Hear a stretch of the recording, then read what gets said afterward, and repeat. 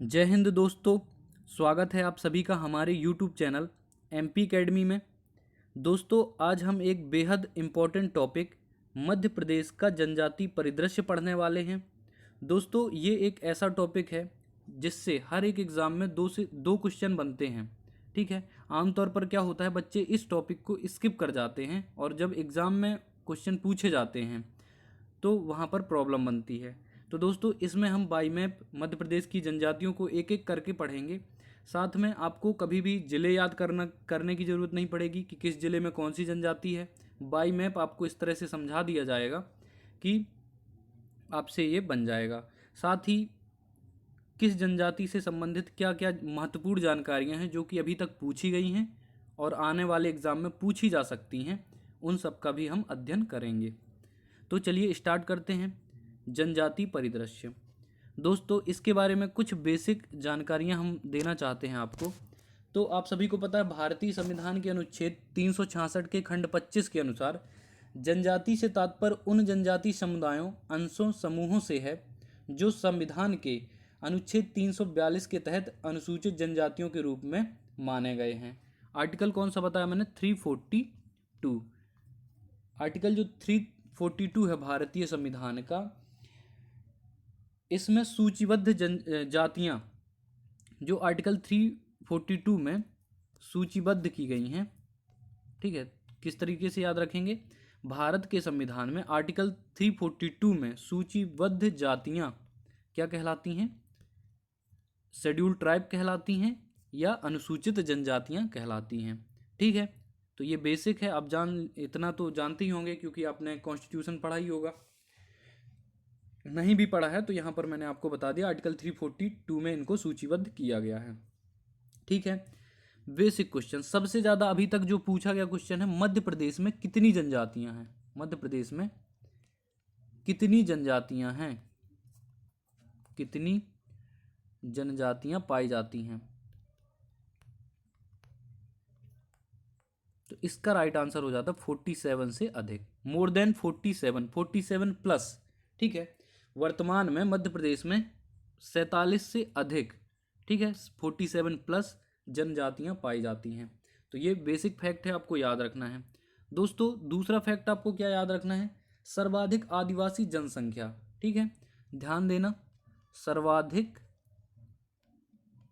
आदिवासी, आदिवासी का मतलब क्या होता है? Scheduled tribes, ST। ठीक है, इन्हीं को जनजातियां बोलते हैं। सर्वाधिक आदिवासी जनसंख्या वाला जिला, जनसंख्या वाला जिला कौन सा है? तो आप बोलोगे सर धार। ठीक है, सर्वाधिक आदिवासी जनसंख्या वाला जिला। यहाँ पर सबसे ज़्यादा पॉपुलेशन है किसकी? आदिवासियों की, यानी कि जनजातियों की। ठीक है, अनुसूचित जनजातियाँ सबसे पॉपुलेशन में सबसे ज़्यादा कहाँ हैं? तो वो हैं धार में, धार जिले में आती हैं। ठीक है, ये याद रख लेना है आपको। फिर अब इसके बारे में हम जान लेते हैं। नेक्स्ट एक और जो क्वेश्चन पूछा जाता है, गोंड भारत की सबसे बड़ी जनजाति, यहीं पर जान लीजिए, और मध्य प्रदेश की। ठीक है, भारत की सबसे बड़ी जनजाति नहीं लिख रहा हूँ क्योंकि हमारा टॉपिक ही है, तो आप समझ जाना। ठीक है, भारत की सबसे बड़ी जनजाति और मध्य प्रदेश की सबसे बड़ी जनजाति, इसमें क्या है, कन्फ्यूजन हो जाता है। ठीक है, इस क्वेश्चन में कन्फ्यूजन हो जाता है। ठीक है, तो यहाँ पर अपन इसको कन्फर्म किए लेते हैं। जो भारत यानी कि अपनी कंट्री है इंडिया, यहाँ पर सबसे ज़्यादा पाए जाते हैं कौन? गोंड। ठीक है, गोंड जनजाति पाई जाती है। और जो मध्य प्रदेश है, यहाँ सबसे ज़्यादा पाए जाते हैं भील, यानी कि भील जनजाति पाई जाती है। तो मध्य प्रदेश में क्या याद रखोगे? भील। और भारत में क्या याद रखोगे? गोंड। ठीक है, गोंड जनजाति भारत की सबसे बड़ी जनजाति है और भील जनजाति मध्य प्रदेश की सबसे बड़ी जनजाति है। तो इतना आपने समझ लिया। ठीक है, इसमें कोई कन्फ्यूजन नहीं रखना है। ठीक है, गोंड मतलब कि भारत की सबसे बड़ी और भील मतलब कि मध्य प्रदेश की सबसे बड़ी। तो ये शब्द ये याद रखना, इतने फैक्ट। ठीक है, इसके बारे में मैं आपको विधानसभा क्षेत्र बताऊंगा, लोकसभा क्षेत्र बताऊंगा कि कितनी सीटें मिलती हैं, ये सब बताएंगे। इसके पहले हम मध्य प्रदेश के आदिवासी क्षेत्रों के डिवीज़न देख लेते हैं। ठीक है, मध्य प्रदेश के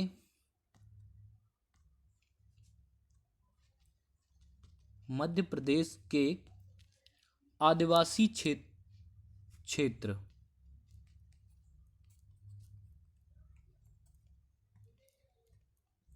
मध्य प्रदेश के आदिवासी क्षेत्र, इनको कितने भागों में डिवाइड किया गया है। डायरेक्टली क्वेश्चन पूछा जाता है ये कि कितने भागों में डिवाइड किया गया है मध्य प्रदेश के आदिवासी क्षेत्रों को। तो आप बोल देना सर 4 भागों में। ठीक है, आपको लगा देना सर कितना, 4 भागों में डिवाइड किया गया है मध्य प्रदेश को।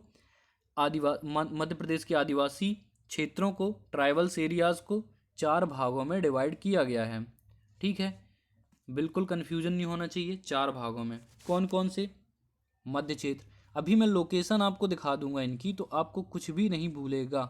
बस आप एक बार थोड़ा सा इत्मीनान से सुन लीजिए, पढ़ लीजिए। ठीक है, मध्य क्षेत्र, पश्चिम क्षेत्र, इसके बाद कौन सा है, पूर्वी क्षेत्र, फिर है अपना दक्षिण क्षेत्र। ठीक है,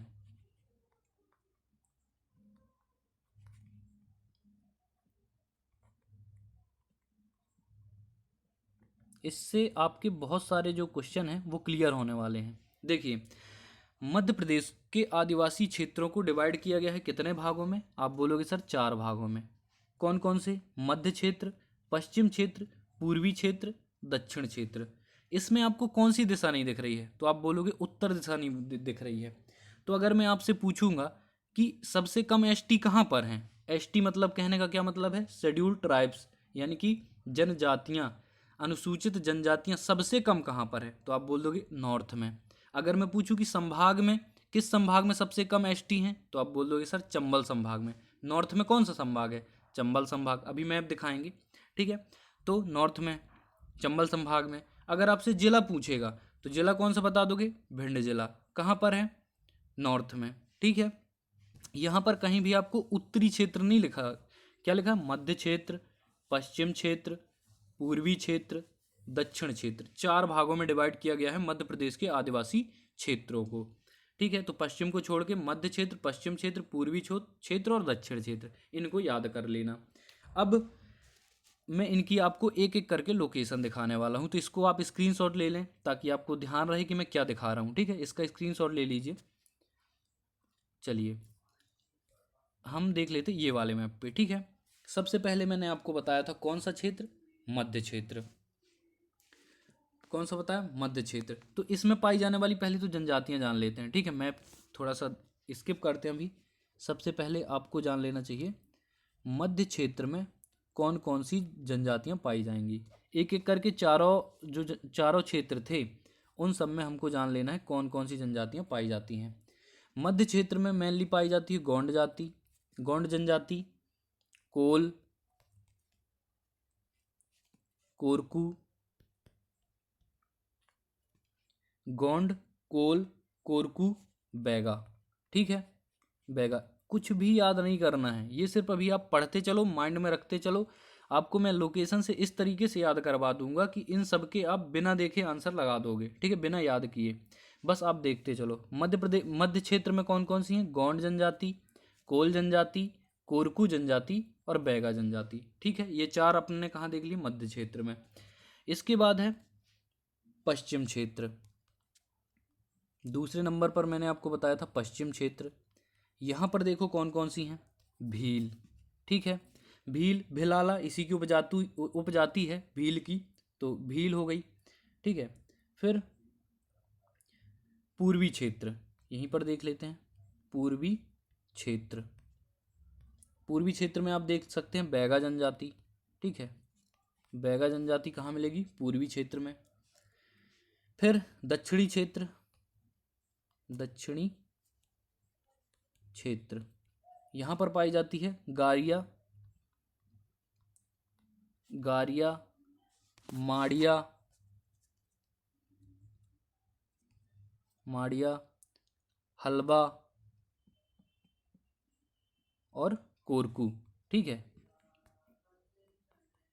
इतनी जो मेन हैं जनजातियां, ये कोरकू लिखा है। ठीक है, अच्छे से लिख लेते हैं थोड़ा सा। ये कौन सी लिखी है मैंने, कोरकू। तो देखिए, हमने आपको बताया मध्य क्षेत्र में गोंड, कोल, कोरकू, बैगा। पश्चिम में क्या बताया, भील और भिलाला, भिलाला उपजाति है भील की। पूर्वी क्षेत्र में बैगा, दक्षिणी क्षेत्र में गारिया, माड़िया, हलवा और कोरकू। अब जब मैं इसके जिले बताऊंगा तो आपको सब कुछ कंफर्म हो जाएगा, ठीक है। अब देखना, ध्यान से देखना, ठीक है। मैंने आपको बताया कौन सा, मध्य क्षेत्र। मध्य क्षेत्र मतलब कि मध्य प्रदेश का मध्य क्षेत्र, ये वाला क्षेत्र, ठीक है, एक हो गया। इसके बाद मैंने आपको बताया पश्चिम क्षेत्र, पश्चिम मतलब कि ये वाला क्षेत्र, ठीक है। इसको मैं पश्चिम को लिख देता हूँ वेस्टर्न, इसको लिख देता हूँ सेंट्रल। अभी जिले बताएंगे, ठीक है, अभी सिर्फ आप देखते चलो, लोकेशन देखो मैप में, हो गया। पश्चिम क्षेत्र कहाँ पर बताया, ये है, ये कौन सा, सेंट्रल क्षेत्र हो गया। अब पूर्वी क्षेत्र, पूर्वी क्षेत्र मतलब कि ये वाला, ठीक है, और अच्छे से कर देता हूँ, ये है कौन सा, पूर्वी, इसको मैं ईस्टर्न ई लिख देता हूँ, ठीक है, पूर्वी क्षेत्र हो गया। दक्षिण क्षेत्र, दक्षिण क्षेत्र मतलब कि ये नीचे वाला क्षेत्र, ठीक है, दक्षिण क्षेत्र कौन सा हो गया, नीचे वाला क्षेत्र। इसके बाद बचा क्या, इसके बाद इसमें क्या बचता है, मध्य क्षेत्र। मध्य क्षेत्र को थोड़ा सा अच्छे से बना देते हैं, ठीक है, नहीं तो आप बोलोगे कि ऊपर इतना सारा थोड़ी, इतना ऊपर आपने छोड़ दिया कि मतलब उत्तर में कोई जनजाति ही नहीं है, ऐसा तो नहीं है, ठीक है। तो जो वेस्टर्न क्षेत्र हो जाएगा, इस तरीके से डिवीजन में, वेस्टर्न क्षेत्र, इसको करते हैं पूर्वी क्षेत्र, इसको करते हैं सेंट्रल क्षेत्र, और इसको करते हैं सेंट्रल क्षेत्र, और इसको करते हैं दक्षिणी क्षेत्र। इस तरीके से ये 4 डिवीज़न हो गए। अब मैं एक एक करके जिले बताऊंगा, ठीक है, आप देखते चलना। जो हमारा पश्चिम क्षेत्र है, ये वाला वेस्टर्न क्षेत्र, इस पे जिले जिले किस किस जिले में जनजाति पाई जाती है, ये देखना। धार, सबसे ज़्यादा जनजातियाँ कहाँ थी, धार में। झाबुआ, अलीराजपुर, ठीक है, धार, झाबुआ, अलीराजपुर, बड़वानी, खरगोन, यहाँ पर पाई जाती है। वेस्टर्न में कौन सी जनजाति मैंने बताई आपको, भील जनजाति, और इसी की उपजाति है कौन सी, भिलाला। अब आपको कभी नहीं भूलेगा, मध्य प्रदेश का, मध्य प्रदेश में अगर डेंसिटी वाइज जाओगे, जनसंख्या घनत्व में, तो 1 नंबर पर कौन है, अलीराजपुर, ठीक है। कौन सी जनजाति में, भील जनजाति में। मतलब जनजाति के घनत्व, जनसंख्या घनत्व के मामले में अलीराजपुर 1 नंबर पर है, और अगर जनसंख्या की बात करोगे तो धार जिला 1 नंबर पर है, ठीक है। दोनों क्वेश्चन अलग अलग हैं। अगर आपसे पूछा जाता है मध्य प्रदेश में जनजातियों की जनसंख्या का घनत्व सबसे ज़्यादा कहाँ पर है, आंसर होगा अलीराजपुर में।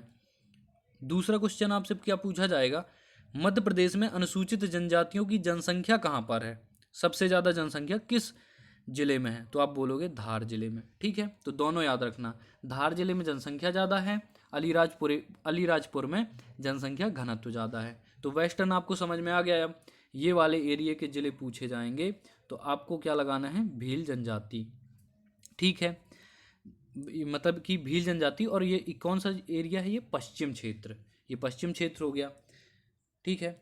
पश्चिम के बाद क्या आता है, पूर्वी क्षेत्र देख लेते हैं। यहाँ पर देखिए पूर्वी क्षेत्र को, यहाँ पर कौन कौन से ज़िले हैं, किस किस ज़िले में जनजाति हैं, बालाघाट, ये रहा हमारा बालाघाट, मंडला, डिंडौरी, शहडोल, उमरिया, अनूपपुर। तो ये जो पूर्वी ज़िले हैं इसको बोलते हैं क्या, क्या बोलते हैं, पूर्वी क्षेत्र। ये वाला पूर्वी क्षेत्र हो गया, ये वाला कौन सा क्षेत्र हो गया, मध्य क्षेत्र हो गया, और ये वाला कौन सा क्षेत्र हो गया, दक्षिणी क्षेत्र। दक्षिण क्षेत्र में क्या है, छिंदवाड़ा, ये छिंदवाड़ा है, बैतूल है, होशंगाबाद है, होशंगाबाद, ठीक है। तो छिंदवाड़ा, बैतूल, होशंगाबाद, हरदा, ये आता है दक्षिणी क्षेत्र में, ठीक है। तो इस तरीके से याद रखना, पूर्वी क्षेत्र ये वाला, मध्य क्षेत्र ये वाला, दक्षिणी क्षेत्र ये वाला, और पश्चिमी क्षेत्र ये वाला। उत्तरी क्षेत्र का डिवीजन में कोई रोल नहीं है, ठीक है। ये तो मैंने आपको क्या बता दिया, मध्य प्रदेश के आदिवासी क्षेत्रों के डिवीजन।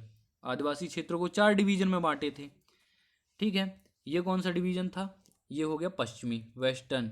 ये कैसा हो गया, सेंट्रल। ये कौन सा हो गया, ईस्टर्न।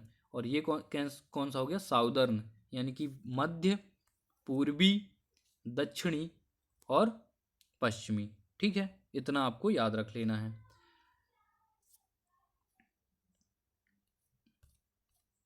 चलिए अब हम देख लेते हैं एक एक जनजाति के बारे में कि कौन सी जनजाति कहाँ पर पाई जाती है, ठीक है, जिले वाइज।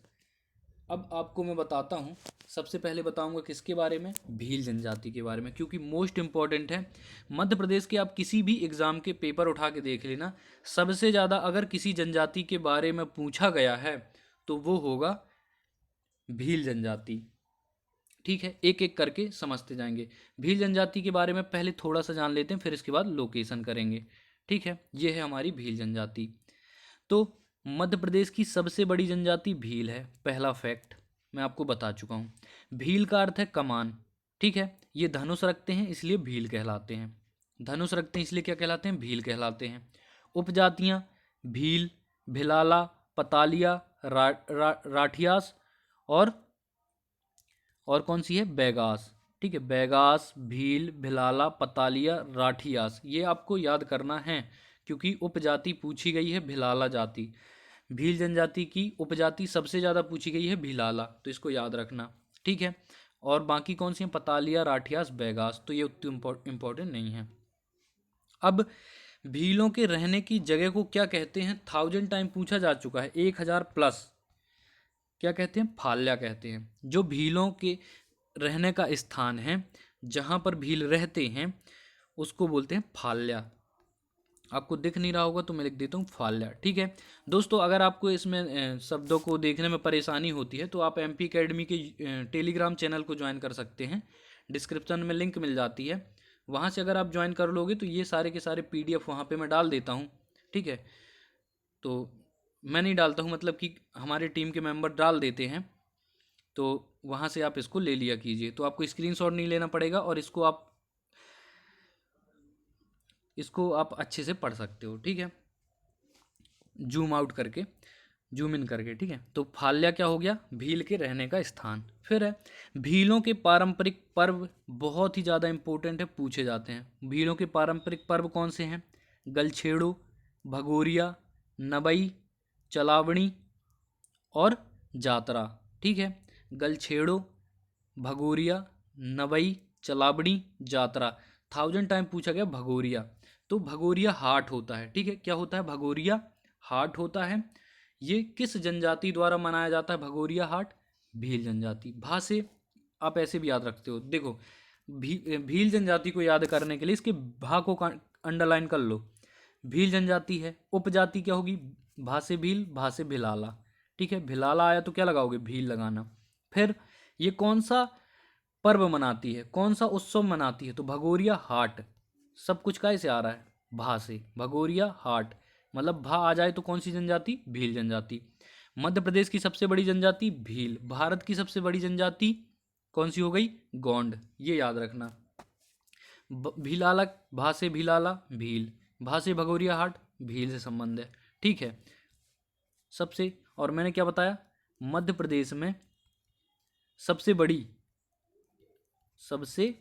बड़ी जनजाति है भील। इसको मैं इसलिए इतना ज़्यादा बता रहा हूँ इसके बारे में, ताकि आपको एग्जाम में बन जाए, सबसे ज़्यादा क्वेश्चन इसी से पूछे जाएंगे। ठीक है, तो सबसे बड़ी जनजाति कौन सी होगी, भील, मध्य प्रदेश में। सबसे ज़्यादा भील कहाँ पर पाए जाते हैं, अगर जनसंख्या बात पूछा जाए, बाई पॉपुलेशन। ठीक है, पॉपुलेशन मतलब कि जनसंख्या की दृष्टि से, तो मैं एक कम से कम 10-20 बार बोल चुका हूँ, तो अब आपको पता हो जाना चाहिए। धार जिले में जनसंख्या की दृष्टि से सबसे ज़्यादा कहाँ पर पॉपुलेशन है, तो ये है धार में। ठीक है, और जनसंख्या अगर घनत्व पूछ लिया जाए, एक होता है जनसंख्या और एक होती है जनसंख्या घनत्व,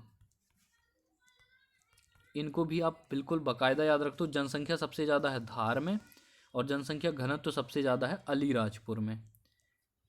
अलीराजपुर जो कि 2008 में बना था, झाबुआ से अलग होकर, यहाँ पर अलीराजपुर में जनसंख्या घनत्व सबसे अधिक है, किसका, भील जनजाति का। तो इतना इंपॉर्टेंट है किसमें, भील जनजाति में। और पढ़ लीजिए, पिथौरा भीलों का विश्व प्रसिद्ध चित्र है और श्री पेमा फल्या उनके श्रेष्ठ कलाकार हैं। ठीक है, मध्य प्रदेश के झाबुआ जिले में आयोजित भगोरिया हाट भीलों का प्रसिद्ध प्रणय पर्व है, जो होली के अवसर पर आयोजित होता है। दोस्तों आज छोटी होली है। ठीक है, तो यानी कि ये भगोरिया हाट का ही टाइम चल रहा है, तो आपको याद रख लेना है, भगोरिया हाट भील जनजाति द्वारा मनाया जाता है। कहाँ पर, तो ये झाबुआ जिले में। ठीक है, बस इसके ये रहने का स्थान याद रखना, फाल्या, भिलाला सबसे बड़ी जनजाति, ये गलछेड़ो, भगोरिया हाट और प्रसिद्ध चित्र पिथौरा भीलों का प्रसिद्ध चित्र है, ये याद रखना है। झाबुआ जिले में आयोजित किया जाता है भगोरिया हाट, ये याद रखना है। अब इसकी मैं लोकेशन बता देता हूँ, ठीक है। चलिए लोकेशन हम दिखा देते हैं आपको। लोकेशन कहाँ पाई जाती है, तो ये पाई जाती है झाबुआ, अलीराजपुर, धार, इस तरीके से तो ये दिखेगा ही नहीं आपको, ठीक है। ये देखिए मैं ऐसे टिक करता हूँ, झाबुआ, धार, अलीराजपुर, बड़वानी, खरगोन। यहाँ पर कौन सी जनजाति पाई जाएगी, तो इस एरिया में पाई जाती है धार, झाबुआ, अलीराजपुर, बड़वानी और खरगोन, इतने एरिया में पाई जाती है भील जनजाति, ठीक है। तो ये वाले ज़िले आपको याद रखना है, ठीक है। जो पश्चिमी क्षेत्र था, हमने डिवीजन किए थे ना भी जनजाति के आधार पर, तो जो पश्चिमी क्षेत्र था, पश्चिमी क्षेत्र में पाई जाती है भील जनजाति इस एरिया में, ठीक है। तो ये आपको याद रखना है, ठीक है। मैप में बताने का मतलब यही है कि ये आपके यहाँ क्लिक हो जाए बिल्कुल माइंड में कि झाबुआ, धार, अलीराजपुर, बड़वानी और खरगोन, यहाँ पे मिलेगी भील जनजाति, ठीक है। चलिए नेक्स्ट, अब हम नेक्स्ट किसको देखें, सहरिया जनजाति को, ठीक है। सहरिया जनजाति के बारे में देख लीजिए। इनकी बसाहट को सहराना कहते हैं। सहरिया जनजाति मतलब सा, ठीक है। सा याद करना है इसका, सा, उसमें हमने भा याद किए थे, इसमें हम याद करेंगे सा। इनकी बसाहट को क्या करेंगे, सहराना। रिलेट करते चलो, भीलों के रहने के स्थान को फाल्या कहते हैं, इनके रहने के सहराना, भूलेगा नहीं, सहरिया सहराना रहने का स्थान, ठीक है। और ये जो सहरिया होते हैं जड़ी बूटियों की पहचान में सिद्धस्थ रहते हैं, इसमें भी सा आ गया। सिद्धस्थ हैं किसमें, सिद्धहस्त हैं किसमें, जड़ी बूटियों में सिद्धहस्त होते हैं, जड़ी बूटियों में, ठीक है। तो इतना याद रख लेना बस।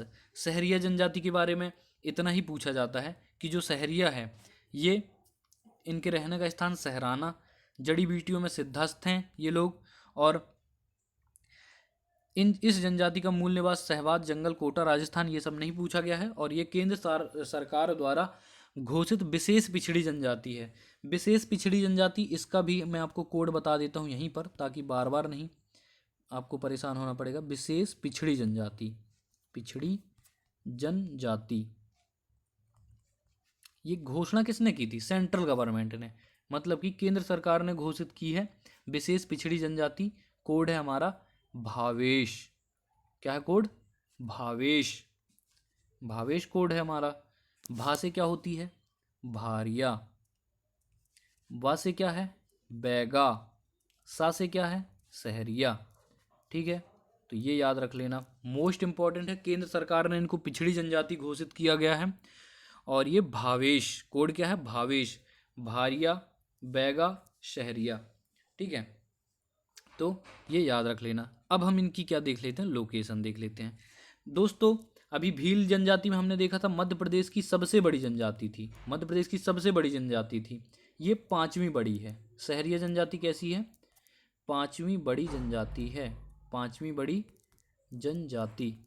तो आपसे कोई पूछेगा मध्य प्रदेश की 5वीं बड़ी जनजाति कौन सी है, तो आप बता दोगे सहरिया जनजाति, ठीक है। और इसके रहने का स्थान आप देख चुके हो, सहराना। और इसका मुखिया, सहराना, इसका मुखिया कौन होता है, पटेल होता है, ठीक है, पटेल होता है मुखिया। और भावेश कोड को याद रख लेना, भा से भारिया, बैगा, सहरिया। चलिए अब मैं इसकी आपको लोकेशन दिखा देता हूँ, ठीक है। लोकेशन देखना है हमको सहरिया की। गुना, शिवपुरी, राजगढ़, मुरैना, ग्वालियर, विदिशा यहाँ पर पाई जाती है मेनली। आप इस तरीके से याद कर लो, पूरा का पूरा चंबल संभाग, पूरा का पूरा ग्वालियर संभाग और पूरा का पूरा भोपाल संभाग, ठीक है। इन तीनों संभाग के जिलों में आपको मिल जाएगी कौन सी जनजाति, सहरिया, ठीक है। तो अगर आपसे कोई पूछेगा श्योपुर जिले में कौन सी जनजाति पाई जाती है, आप बोल दोगे सहरिया। मुरैना सहरिया, भिंड सहरिया, ग्वालियर, शिवपुरी, दतिया, अशोकनगर, गुना सहरिया, भोपाल में सहरिया, राजगढ़ सहरिया, विदिशा सहरिया, ठीक है। तो इस तरीके से याद कर लेना। जो ये सीहोर है, ये रायसेन है, यहाँ पर कोरकू जनजाति पाई जाती है, ठीक है, कोरकू जनजाति पाई जाती है इनमें, रायसेन, सीहोर में। तो ये जो पार्ट है इतना, इसको भोपाल को भी मिला लो इसी में। पूरा का पूरा चंबल संभाग, पूरा का पूरा ग्वालियर संभाग और पूरा का पूरा ये वाला भोपाल का पार्ट, 3 जिले। ठीक है, 5 जिले हैं भोपाल में, 2 छोड़ दो सीहोर और रायसेन को। राजगढ़, विदिशा और भोपाल, यहाँ पर कौन सी जनजाति है? सहरिया जनजाति। ठीक है, मध्य प्रदेश की 5वीं बड़ी जनजाति है, ये भी मैं आपको बता चुका। सहराना इनका रहने का स्थान है और मुखिया को बोलते हैं पटेल। ठीक है, पटेल मतलब हमारे सरनेम वाला पटेल नहीं।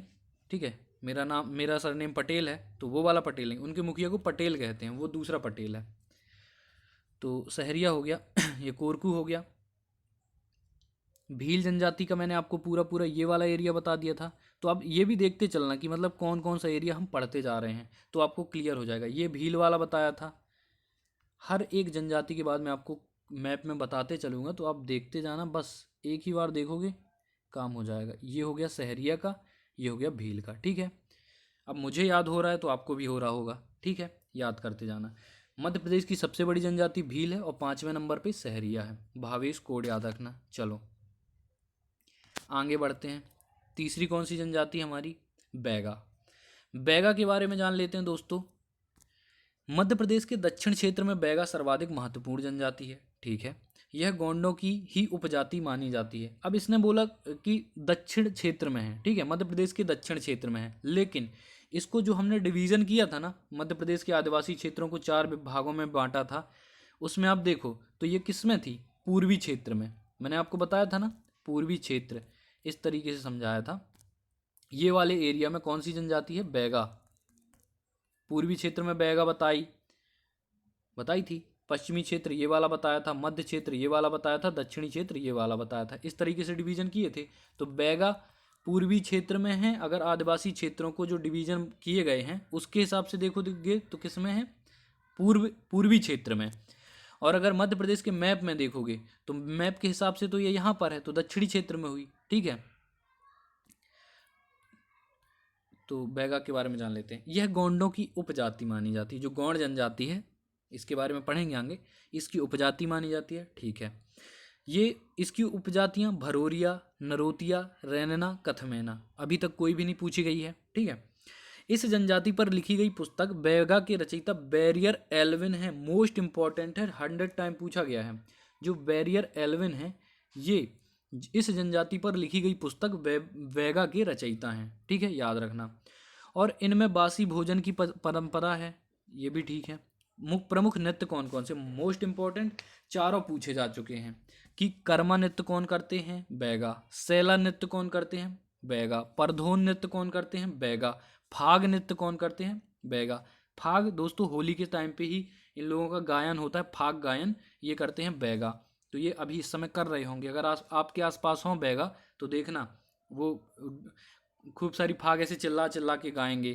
ठीक है, हो ऐसे करके बहुत ज़्यादा, मतलब फाग मैंने सुना है, आप भी सुनना, क्योंकि मैं उसी क्षेत्र का हूँ। ठीक है, तो मैंने सुना हुआ है ये सब।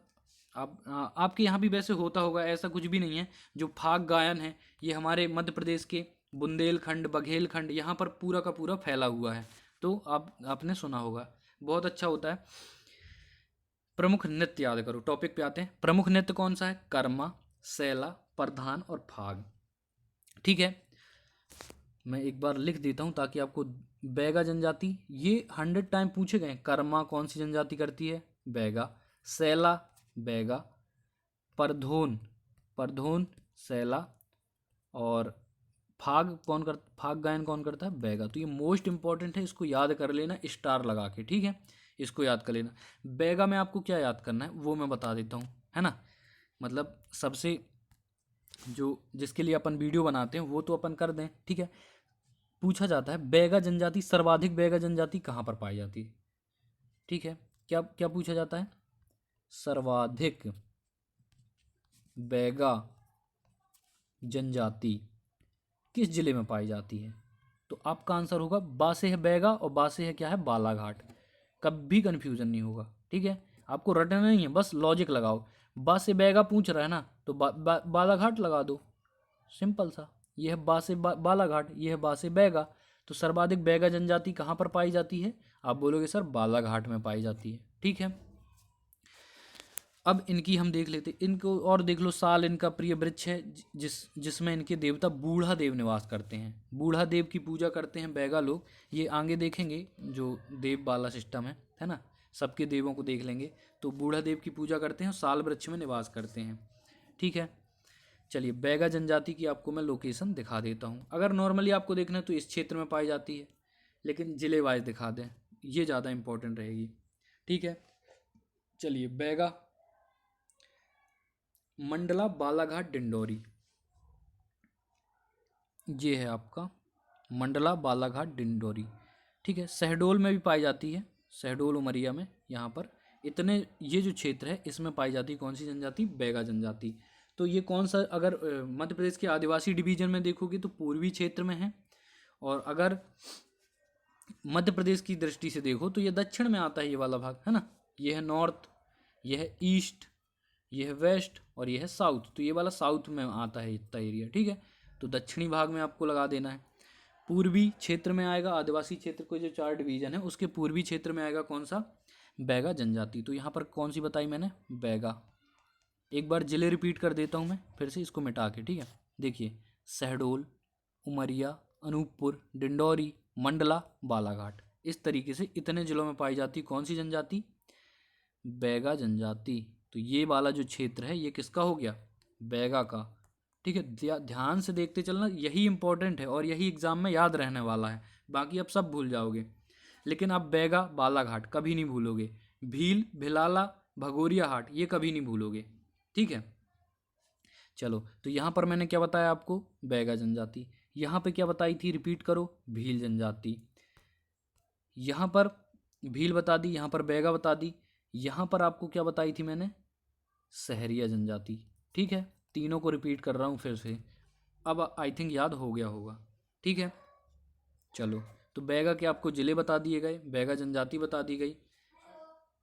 चलो आगे बढ़ते हैं। बैगा के बाद कौन सी आएगी हमारी? गोंड जनजाति। गोंड मध्य प्रदेश की दूसरी सबसे बड़ी और भारत की सर्वप्रमुख सबसे बड़ा जनजाति समूह गोंड है। बता चुका हूँ मैं। इंडिया में 1 नंबर पर कौन है? गोंड। एमपी में, मध्य प्रदेश में भील। ठीक है, तो ये फर्स्ट है इंडिया, ये फर्स्ट है एमपी। यहाँ पर सेकंड में कौन आ जाएगा? गोंड आ जाएगा। ठीक है, मध्य प्रदेश में सेकंड नंबर पर आती है गोंड। समझ लिया। चलो, गोंड की उत्पत्ति तेलुगु के कौंड शब्द से हुई है, कभी नहीं पूछा जाएगा, और जिसका अर्थ पर्वत है, अर्थात जनजाति पर्वतों पर निवास करती है। गोंड जनजाति आप देख सकते हैं मंडला यहाँ पर पाई जाती है। ठीक है, गोंड जनजाति पर्वतों पर, पर्वतीय हैं, ये पहाड़ी लोग हैं। ठीक है, यहाँ पर निवास करते हैं और अनेक प्रकार के विवाह होते हैं। मोस्ट इंपॉर्टेंट है, मैं आपको बता देता हूँ कौन कौन पूछे जा चुके हैं। ठीक है, दूध लौटाना, तो इसको इस तरह से नहीं पूछेगा दूध लौटाना, इसमें लिखा रहता क्या? दूध लौटावा।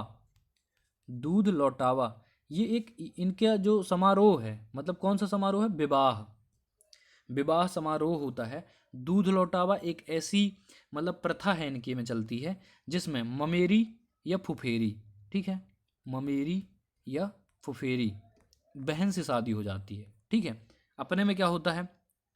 अपने में मामा की लड़की या बुआ की लड़की, इससे अपन शादी नहीं कर सकते, क्योंकि अपन इनको क्या मानते हैं? बहन मानते हैं। ठीक है, जैसे अपनी सगी बहन वैसे ही इन बहनों, इनसे शादी नहीं होती अपने में। लेकिन जो गोंड जनजाति है वो इस दूध लौटावा पद्धति के तहत ममेरी और फुफेरी, ममेरी यानी कि मामा की लड़की और फुफेरी मतलब फूफा की लड़की, ठीक है, लड़का भी हो सकता है, मामा का लड़का, फूफा का लड़का, इनसे शादियां हो जाती हैं किसमें? गोंड जनजाति में। तो इतना आपको याद रख लेना है। ठीक है, दूध लौटावा इंटरेस्टिंग है तो याद रह जाएगा। ठीक है, दूध लौटावा।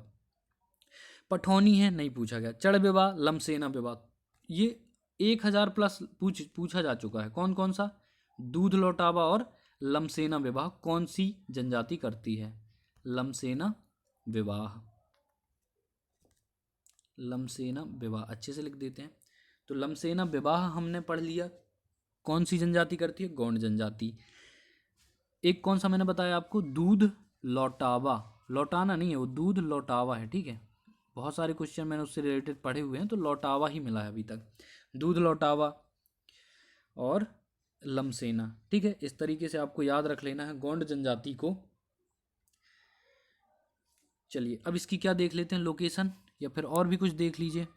इसके 7 प्रमुख पर्व हैं, त्योहार हैं, बिदरी, बकपंथी, हरडिली, नवाखानी, जवारा, मड़ई और छेरता। मड़ई मतलब मेला से मतलब है, ठीक है। जवारा मड़ई मतलब ये लोग मेला लगाते हैं, उसको मड़ई बोलते हैं, ठीक है। छेरता है, बकपंथी है, बिदरी है, हरडिली, नवाखानी अभी तक नहीं पूछे गए हैं। गोंड 2 प्रमुख वर्गों में विभक्त हैं, राजगोंड और धुरगोंड, ठीक है। तो इसको भी समझ लेना, राजगोंड धुरगोंड 2 वर्गों में विभक्त रहे हैं गोंड। इसके प्रमुख देवी देवताओं के साथ ठाकुर देव, माताबाई, दूल्हा देव, बाधेश्वर, सूरज देव, खैर माता, ये सब इनके देव हैं। दूल्हा देव हैं, ठाकुर देव हैं। और अभी आपने बैगा जनजाति में क्या देखा था, बूढ़ा देव देखा था, ठीक है। नृत्य ये भी करते हैं, कर्मा, सैला, भड़ोनी, सुआ, दीवानी, बिरहा, कहरवा। सबसे ज़्यादा पूछा गया है इनके लिए बिरहा। जो बिरहा नृत्य है ये कौन सी जनजाति करती है, तो गोंड। आप सोच रहे होंगे कि कर्मा सैला क्यों नहीं पूछा गया, क्योंकि कर्मा सैला मेनली फेमस है किसके लिए, बैगा जनजाति के लिए। तो कर्मा सैला पूछा जाता है उसके लिए, बिरहा पूछा जाता है गोंड जनजाति के लिए, सुआ पूछा जाता है गोंड जनजाति के लिए, दीवानी, बिरहा, सुआ, दीवानी, कहरवा, ठीक है। तो इनको बिरहा, सुआ, दीवानी इन तीनों को तो याद रख ही लेना। सुआ कैसा, सुआ मतलब तोता, पैरेट, सुआ बोलते ना गांव में क्या बोलते हैं तोता को, सुआ। तो वही सुआ कैसा होता है, बिरहा होता है। दीवानी, और लड़कियां उसकी क्या होती है, दीवानी होती हैं जब वो बोलता है, मिट्ठू, चित्रकोटी, तो इस तरीके से दीवानी होती हैं। तो ऐसे याद रखना, सुआ कैसा है, बिरहा है, और लड़कियां उसकी क्या है, दीवानी हैं, ठीक है। तो कैसे याद हो जाएगा, बिरहा, सुआ कैसा है, बिरहा है, लड़कियां दीवानी हैं, जनजाति पूछे गोंड लगा देना, ठीक है। गौंड जनजाति नृत्य करती है, कैसे याद रखोगे, सुआ बिरहा है और लड़कियां उसकी दीवानी हैं। तो इस तरीके से याद रख लेना, बिरहा, सुआ, दीवानी को। चलो गौंड जनजाति हो गई, इसके बारे में थोड़ा सा जान जाते हैं। ये मध्य प्रदेश की दूसरी बड़ी जनजाति है, ठीक है, इंपॉर्टेंट है। अब इसकी लोकेशन की बात कर लेते हैं थोड़ा सा, ठीक है। तो लोकेशन में मध्य प्रदेश की ये तो लगभग सभी ज़िले में पाई जाती है गौंड जनजाति, है ना। और जो नर्मदा सोन घाटी है, तो इसको इसी से समझ लो, ज़्यादा सही रहे। पहले इससे समझ लेते हैं फिर बाद में मैप से, ठीक है। तो ये जो नर्मदा सोन घाटी आप देख रहे हो ना, ये दिख रही है नर्मदा सोन घाटी, मैंने आपको भौतिक प्रभाग वाले वीडियो में अच्छे से समझाया ना।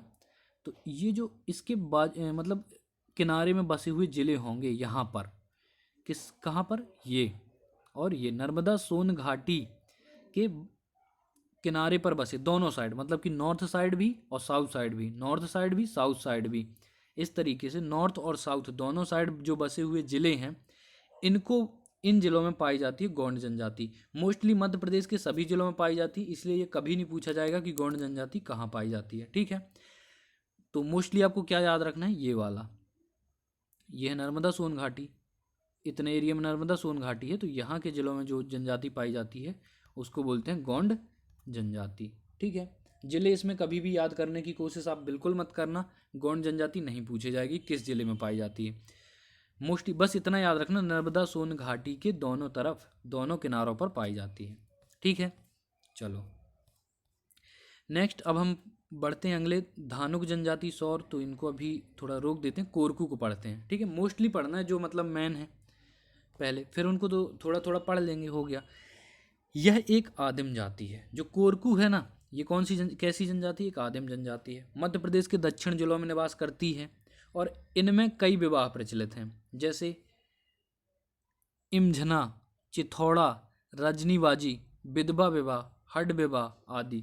तो अभी तक जितने मैंने सेट लगाए हैं उनमें मेरे को सिर्फ 2 मिले हैं, कौन कौन से, विधवा विवाह, इसको मोस्टली याद कर लेना, कोरकू जनजाति करती है विधवा विवाह, और दूसरा कौन सा है, हठ विवाह, ठीक है, हठ विवाह।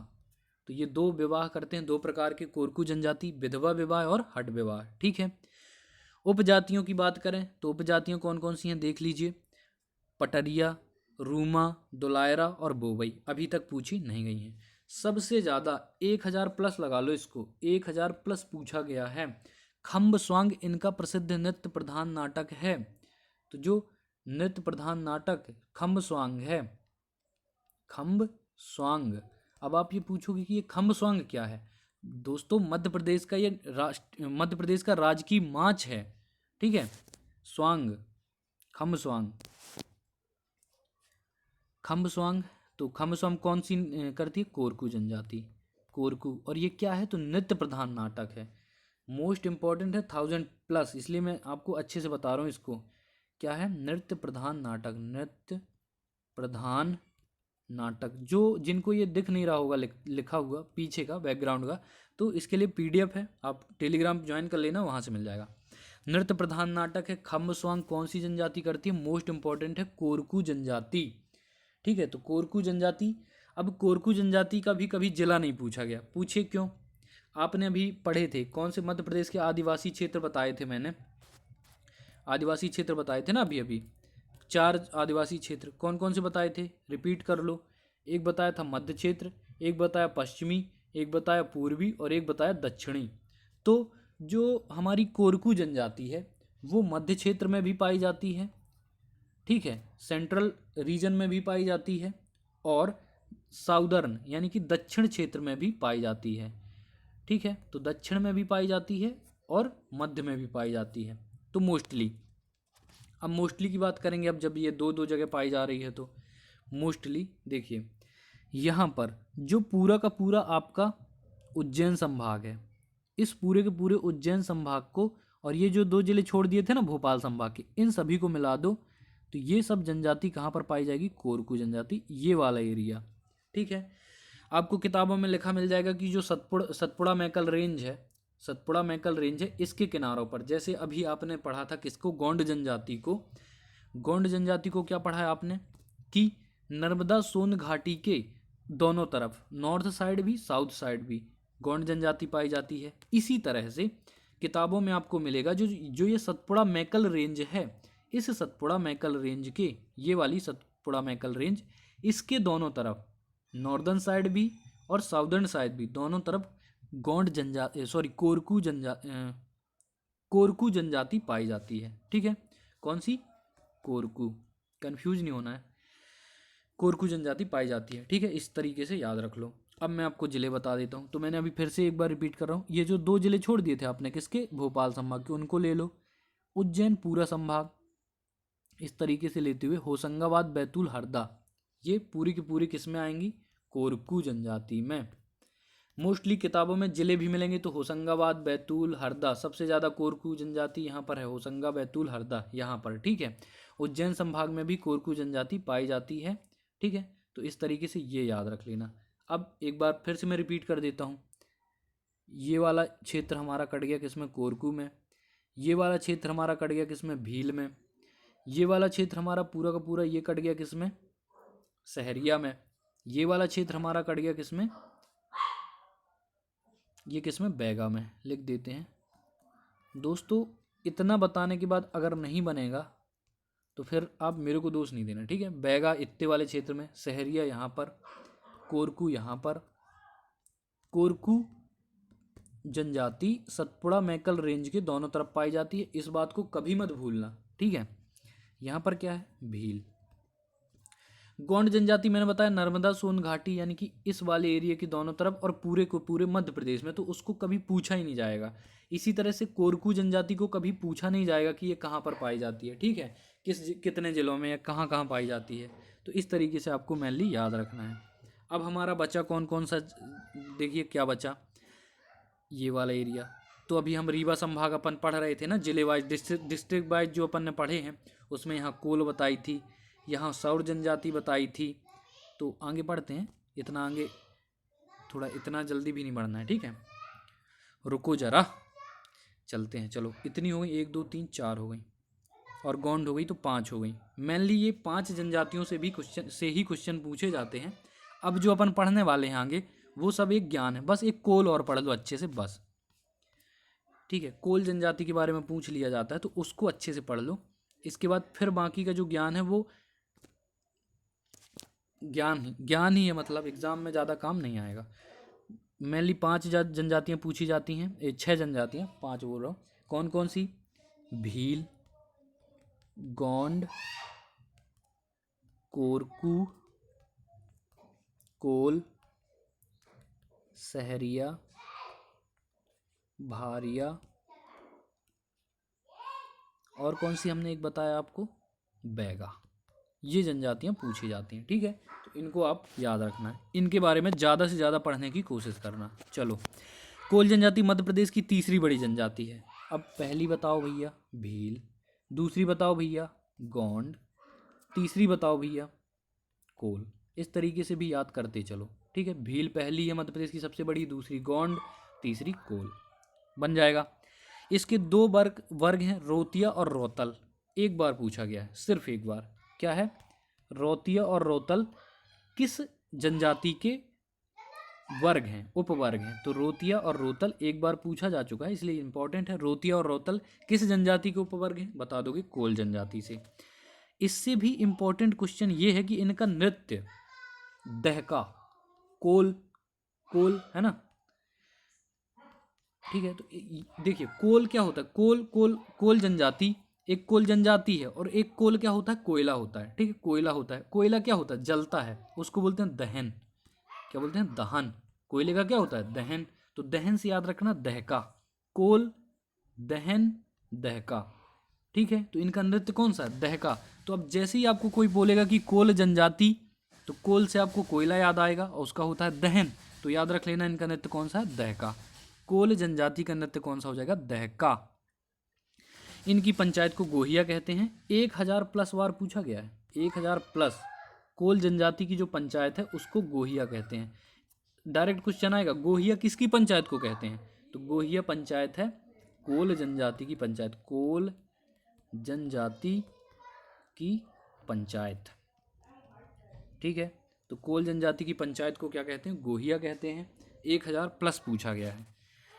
चलिए, मिक्स तो नहीं हो गया ना, मैं एक बार फिर से बता देता हूँ। मध्य प्रदेश की तीसरी सबसे बड़ी जनजाति रोतिया और रोतल, रोतिया रोतल इसके क्या हैं? उपवर्ग हैं, दो उपवर्ग हैं।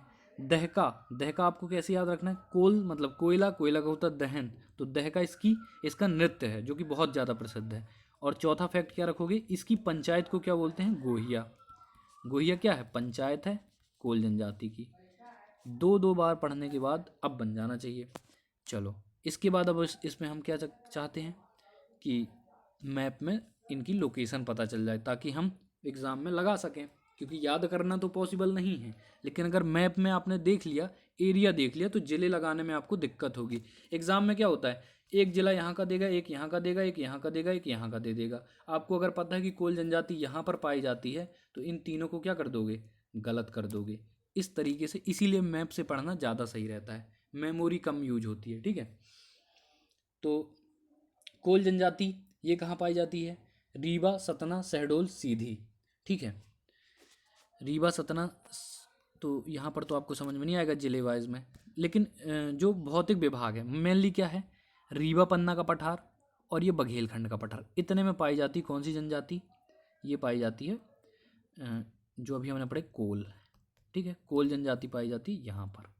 चलो, इसमें अब देख लो, रीवा, पूरा का पूरा रीवा संभाग लगा देना। क्या कर देना? पूरा का पूरा ये रीवा संभाग लगा देना। ये देखो, यहाँ पर क्या पाई जाएगी? कोल। अब मैं एक बार फिर से रिवाइज कर दूंगा। यहाँ पर क्या है? भील जनजाति। यहाँ पर क्या थी? कोरकू जनजाति। यहाँ पर क्या थी? सहरिया जनजाति। यहाँ पर कौन सी हो गई? कोल जनजाति। यहाँ पर कौन सी हो गई? यहाँ पर हो गई बैगा जनजाति। लिखना पड़ेगा बार बार, है ना। बैगा, सहरिया, कोरकू, ये क्या है? भील। अब इतना लिखने के बाद नहीं बनेगा तो दिक्कत हो जाएगी भाई। ये हो गया कोल जनजाति। चलो, मतलब आपसे पूछा जाएगा रीवा जिले में कौन सी जनजाति पाई जाती? कोल। सीधी जिला कोल, सिंगरौली कोल, सतना कोल, मतलब रीवा संभाग तो पूरा आ गया। RSSS रीवा संभाग अगर नहीं देखा है तो डल चुके हैं वीडियो, देख लेना। कितने संभाग पढ़ लिए हैं? चंबल, ग्वालियर, भोपाल, उज्जैन, सागर, रीवा, इतना सब कुछ पढ़ लिया है, तो उसमें जाके देख लेना, ठीक है। तो रीवा, सतना, सीधी, सिंगरौली, शहडोल, यहाँ पर सब में क्या पाया जाएगा? आपको कोल जनजाति मिल जाएगी। अब जो कोल जनजाति है, लोकेशन याद हो गई ना? बोलो हाँ। हाँ, ठीक है। चलो, इसके बारे में मैं थोड़ा सा बता देता हूँ। और कोल जनजाति जो पूछे जाते हैं, ये सबरी के जूठे बेर, जो लक्ष्मण जी ने थोड़ा सा उनको सही नहीं लगा था, है ना, भाई जूठा देगा कोई तो सही तो नहीं लगेगा, ठीक है।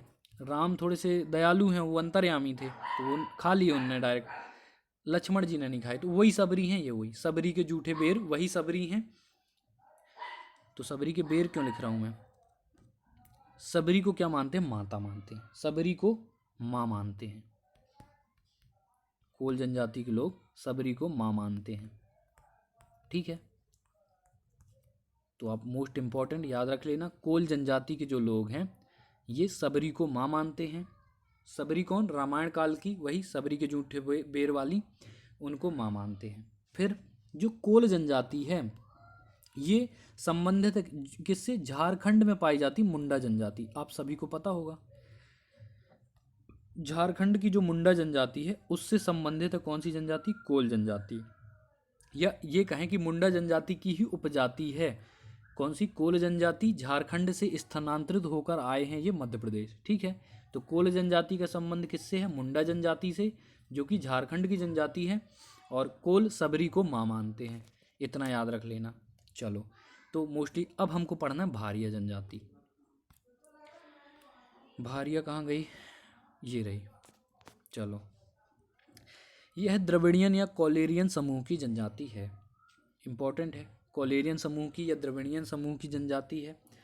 भारियों में चूड़ी प्रथा है।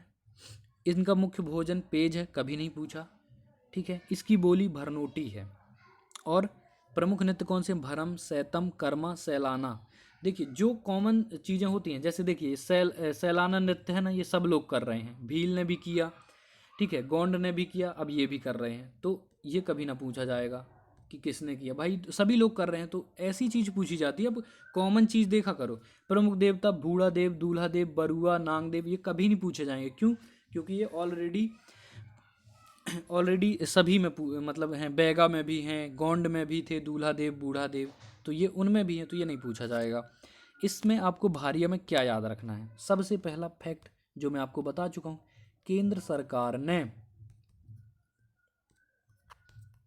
इसको पिछड़ी जनजाति में शामिल किया है। कोड क्या था? भावेश। भा से भारिया, वा से बैगा, सा से सहरिया, तो भारिया आ रही है ना पिछड़ी जनजाति में, तो ये एक फैक्ट पूछा गया है। फिर भाड़ियों में चूड़ी प्रथा है, ये भी नहीं मिला मेरे को क्वेश्चन अभी तक। आप इनके नृत्य याद रख लेना। कौन से नृत्य? कौन सा? भरम। भा से भारिया, दूसरा भा से भरम, बस इसको अच्छे से याद रखना। नहीं पता चला भरम आया तो आपने भील लगा दिया, ठीक है। भरम को स्टार लगा के याद कर लेना, बाकी सब भा वाले भील में लगा देना, ठीक है। तो भरम कहाँ पर है? भारिया। भरम नृत्य कौन करते हैं? भारिया। सैतम, भारिया। तो भरम और सैतम ये दो दो भाई भाई हैं, दोनों नृत्य भाई भाई हैं, भरम और सैतम, ठीक है। मैं भरम हूँ, आप सैतम हो, भरम सैतम, भरम सैतम, ठीक है। किससे? भारिया से। भारिया जनजाति, भरम सैतम, ठीक है। बूढ़ा देव, दूल्हा देव, बरुआ, नागदेव, ये सब ठीक ठाक है। अब सीधे सीधे भारिया जनजाति की क्या देख लें हम लोग? लोकेशन। तो जो भारिया जनजाति ये मेनली पाई जाती है छिंदवाड़ा ज़िले में। अगर आपसे कोई एक ज़िला पूछा जाए तो आप आंख बंद करके बता देना, सिवनी, छिंदवाड़ा। कौन सा बता दोगे? छिंदवाड़ा, ठीक है। पातालकोट का नाम सुने आपने? यू आकार की बहुत गहरी, स्कूल लाइफ में एक पार्ट था, वहाँ पे जो जनजाति पाई जाती है ना, वही है भारिया। भारिया जनजाति पाई जाती है कहाँ पर? पातालकोट में, छिंदवाड़ा ज़िले में। तो भारिया जनजाति के बारे में हमने सब कुछ जान लिया। इसकी उपजाति है भूमिया, भुईहार, पंडा, इंपॉर्टेंट नहीं है। छिंदवाड़ा, पातालकोट और जबलपुर यहाँ पर पाई जाती है, मतलब ये यहाँ पर पाई जाएगी, ठीक है। छिंदवाड़ा, जबलपुर, तो इसके तो डायरेक्ट ज़िले याद हो जाएंगे। मेनली पातालकोट में पाई जाने वाली जनजाति है भारिया जनजाति, ठीक है। पातालकोट वहाँ पर ना नेटवर्क है अभी, वो बहुत ही ज़्यादा गहरा स्थान है ना। अगर आपको मौका मिले तो एक बार जाना, वॉकी टॉकी लेकर जाना, क्योंकि वहाँ पर मोबाइल नेटवर्क नहीं मिलते हैं, ठीक है। बहुत ही ज़्यादा और पैदल चलना पड़ता है, ठीक है। तो बहुत ही संयम के साथ जाना। मैन वर्सेस वाइल्ड है ना, उस टाइप की फीलिंग आएगी आपको, कैमरा वैमरा लेकर जाओगे तो क्या बोल रहे थे अपन लोग? सब्जेक्ट से ही भटक जाते हैं, है ना। तो ये कौन सा? सिवनी, छिंदवाड़ा और क्या बताया मैंने? जबलपुर, ये वाला जो एरिया है ना, यही छूट गया था, यहाँ पर पाई जाती है भारिया जनजाति। चलो एक बार फिर से लोकेशन रिपीट जल्दी जल्दी। ये भील जनजाति, ये कोरकू जनजाति, ये सहरिया जनजाति, अब लिखूंगा नहीं भाई मैं, ये कोल जनजाति, ये बैगा जनजाति, और ये कौन सी जनजाति होगी अपनी भारिया। देखो पूरा का पूरा मध्य प्रदेश कवर हो रहा है, ठीक है, कवर, ये यहाँ तक कवरा हो गया है, यहाँ तक। ये लिख देता हूँ यार एक बार, और क्या जाता है, टाइम ही लगेगा ना। भील, आप लोग संयम मत खो देना, कितना बड़ा वीडियो बना दिया भैया ने। कोरकू, ये सहरिया, ये कोल, ये बैगा, और ये भारिया। चलो ये हो गई। अब जो ये बचा हुआ स्थान है इसको भी मैं बता देता हूँ, नहीं तो फिर से आप बनवाओगे मैप है ना, फिर से बोलोगे कि फिर से बना, बाद में क्यों नहीं बताए, तो ये बोलना ना पड़े। मैं तो भारिया नहीं लिख पा रहा हूँ अच्छे से यार, 1 मिनट रुको, स्क्रीनशॉट लेना पड़ेगा ना आप लोगों को, लिखोगे तो है नहीं। यहाँ पे मैं अच्छे से लिख देता हूँ, यहाँ पर क्या है, भारिया, ऐसे ज़्यादा लंबी हो जाएगी ऐसे में, भार, इसी कलर से नहीं यार, भारिया। चलो अब बन जाएगा, ये क्षेत्र किसका हो जाएगा, भारिया का। चलो अब ये जो बचा हुआ क्षेत्र है ये भी मैं बता देता हूँ। यहाँ पर सौर जनजाति पाई जाती, सौर, छोटा सा, छोटा ऊ, छोटा रा, क्या, सौर, इसको यहाँ लिखता हूँ सौर। सौर जनजाति पाई जाती कहाँ पर, सागर संभाग में। सौर और जो कि ये निवाड़ी है, यहाँ पर सहरिया जनजाति मिल जाएगी, क्योंकि यहाँ पर देखो ये पानी थोड़ी ना भरा है, यहाँ पर यूपी है, तो ये एरिया में अगर सहरिया है तो यहाँ पर भी सहरिया होगी, यहाँ पे अगर सहरिया है तो यहाँ पे भी सहरिया होगी, ठीक है। इस तरीके से भी आप याद रखना। तो मेनली सौर पूछी जाएगी आपसे, कहाँ पर, सागर संभाग में। तो ये जो बचा हुआ भाग था वहाँ क्या लगा दोगे, सौर। इस तरीके से आपको मध्य प्रदेश की सारी जनजातियों की लोकेशन हमने बता दी है। अब इसके बाद नहीं बनेगा तो कोई शिकायत नहीं कर सकती। चलो क्या बता दिया अपन ने, अभी कौन सा पढ़ लिया, भारिया, भारिया, ठीक है, इसके बारे में जान लिया। अब पढ़ते हैं अगरिया। अगरिया जनजाति को अब लोहार से तुलना कर लो इसकी, किसकी, लोहार। तुलना करना है, ये नहीं कि विश्वकर्मा लोग जो लोहार विश्वकर्मा होते हैं उनको बोल दो जनजाति हो आप लोग, वो भैया ओबीसी में आते हैं, अदर बैकवर्ड क्लास में। लेकिन इनकी तुलना करना है, क्यों करना है भाई, कुछ कारण होगा। इनके प्रमुख देख, लोहार है ना आजकल के, लोहार, लोहार आजकल के नहीं, आजकल के तो विश्वकर्मा दूसरा काम करने लगे हैं। तो जो लोहार थे हमारे गांव वाले को लोहार, ठीक है, उनसे तुलना कर लेना अगरिया की, तो कभी गलत नहीं होगा। क्या, कभी गलत नहीं होगा। अगरिया अगर लोहार से तुलना कर ली इनकी, ये सोच लो कि जो अगरिया जनजाति है ना लोहे का काम करती है, समझना क्या, वो करते ही हैं, ठीक है, लोहे का काम करते हैं अगरिया, तो लोहार से इसीलिए तुलना करवा रहा था मैं। अगरिया देवता, पहला फैक्ट, देवता। आप बोलोगे लोहासुर, भाई लोहे का काम कर रहे हैं तो उसी की पूजा करेंगे, कर्म ही पूजा है ना, रोजी रोटी कर्म ही पूजा है, तो लोहासुर हो गए इनके देवता। फिर मुर्गी की भेंट चढ़ाते हैं, कभी नहीं पूछा जाएगा भाई, ठीक है, मुर्गी की भेंट चढ़ानी पड़ती है इनको। और मुर्गी ऐसी वैसी मुर्गी नहीं, काली मुर्गी की, ठीक है, जो कि सिर्फ एक जगह मध्य प्रदेश में सिर्फ एक जगह मिलती है, झाबुआ, उसको जीआई पेटेंट, जीआई टैग मिला है, क्या मिला है, जीआई टैग मिला है, किसको, झाबुआ जिले के कड़कनाथ को। अब बता ही दूं, नाम आ गया तो, झाबुआ जिले को जीआई टैग दिया गया है, क्या दिया गया है, जीआई टैग, किस लिए, कड़कनाथ, मुर्गे की कड़कनाथ प्रजाति के लिए। और ये जो कड़कनाथ, ये कौन है, मुर्गा है, ठीक है, मुर्गी है, मुर्गा मुर्गी दोनों, तो कड़कनाथ इसको मिला है जीआई टैग झाबुआ जिले के लिए। ये कलर कैसा होता है इसका, काला, ये काला मुर्गा होता है, काफ़ी स्वादिष्ट होता है, ठीक है। तो ये जो काला मुर्गा है, ये आपको, ये इसकी भेंट चढ़ाते हैं कौन लोग, अगरिया लोग, ठीक है, काली मुर्गी की भेंट चढ़ाते हैं। भगवान देवता का नाम हो गया लोहासुर, और इनका प्रिय भोजन सुअर का मांस है, ठीक है, ये नहीं पूछा जाएगा, बस याद करना है अगरिया। अगरिया में आपने ये समझ लिया कि लोहार से तुलना कर दी, तो लोहासुर याद करना। प्रमुख व्यवसाय लगाएंगे, क्या प्रमुख व्यवसाय, तो लोहे का काम कर रहे हैं तो क्या बनाएंगे, औजार, लोहे के औजार। कुछ लोग बोलेंगे कि गलाकर लोहे के, भाई गलाकर ही औजार बनेंगे लोहे के, तो लोहे के औजार बनाने का काम करते हैं अगरिया। प्रमुख देवता लोहासुर, और काली मुर्गी की भेंट चढ़ाते हैं। इतना इम्पोर्टेंट है अगरिया जनजाति में, इसके अलावा कुछ भी नहीं। ठीक है, चलो तो अगरिया जनजाति पढ़ लिए। अब लोकेशन देख लो, मंडला शहडोल में पाई जाती है, कभी पूछी नहीं जाएगी, इसलिए बताने का कोई मतलब नहीं है। ये है मंडला, ये है शहडोल। ठीक है, यहाँ पर मिल जाती है आपको अगरिया जनजाति। काली मुर्गी की भेंट चढ़ाते हैं, लोहासुर इनके देवता हैं, और एक फैक्ट, लोहे का काम करते हैं, लोहे का व्यवसाय करते हैं। ठीक है, चलो अगरिया हो गए। फिर अब डायरेक्टली पढ़ लेते हैं। धानुक जनजाति, इस जनजाति के लोग मुंतः भिंड, मुरैना, उज्जैन, रतलाम, झाबुआ, इंदौर, सतना जिले में निवास करते हैं, और इनमें विवाह सामान्यतः बाल्यावस्था में होता है। ठीक है, और धानुक शब्द की उत्पत्ति धनुष्क से हुई, जिसका अर्थ है धनुष रखने वाला। तो धनुक जनजाति मध्य प्रदेश के नॉर्दर्न में भिंड, मुरैना, उज्जैन यहाँ पाई जाती है। ये बिल्कुल याद मत कर लेना गलती से भी। ठीक है, बस इतना याद रखना, मध्य प्रदेश में धानुक जनजाति पाई जाती है। ठीक है, सौर जनजाति, अब जो सागर संभाग वाली थी ना, ये सौर इस तरीके से लिखा मिलेगा या फिर सीधे सीधे सौर लिखा मिलेगा, कंफ्यूज मत हो जाना। सौर जनजाति या सौर जनजाति ये पाई जाती है सागर संभाग में, और ये सौर लोगों में भवानी की पूजा की जाती है, जिनका नाम दूल्हा देव भी है। तो कुछ भी इंपॉर्टेंट नहीं है, सिर्फ इतना है कि सौर जनजाति कहाँ पाई जाती है, सागर संभाग में। लोकेशन मैं आपको बता चुका हूँ। बिंझवार जनजाति मध्य प्रदेश की अल्पसंख्यक जनजाति है, और ये मध्य प्रदेश के बालाघाट मंडला में, कुछ भी याद मत कर लेना। ठीक है, बिंझवार जनजाति पाई जाती है मध्य प्रदेश में, बालाघाट मंडला में, और मूलतः द्रविड़ियन परिवार के हैं, और पंचायत का मुखिया पटल या गौटिया कहलाता है। चलो छोड़ दो।